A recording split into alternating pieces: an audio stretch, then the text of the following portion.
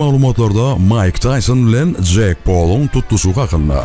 Bu iki boksçu 16 noyabrda ringde duşar. Duşu urnoyçular onu ömründe bir gedek bolyan arzulu tutuşuk deyip atlanırdılar. 52 yaşlı Mike Tyson agraramda dünyanın en yaş şampiyon olma başaran boksçu. O 20 yaşında şampiyonu kuşağının eğiti oldu. Tyson şu vaqtda seni 56 gedek ringe çıkıp ardı tutuşta oturdu. 44 gedek bolsa knockout bilen yeğiş kazandı. YouTube'da 20 milyon ağzat olan Jack Paul bolsa 2019 yıldan beri profesyonel boks ile meşgul oluyor. 27 yaşlı Paul 10 tutuşuktan dine birine utulup gördü. Bu tutuşta Tyson ağlından 20 milyon, Paul bolsa 40 milyon Amerikan dolarını kazanır deyip karşılıyor.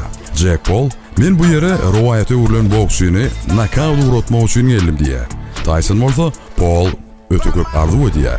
Yani on bu arzuları hiç vaqt hatır olmalı" deyip cevap veriyor. Adını ne fikir ediyorsunuz?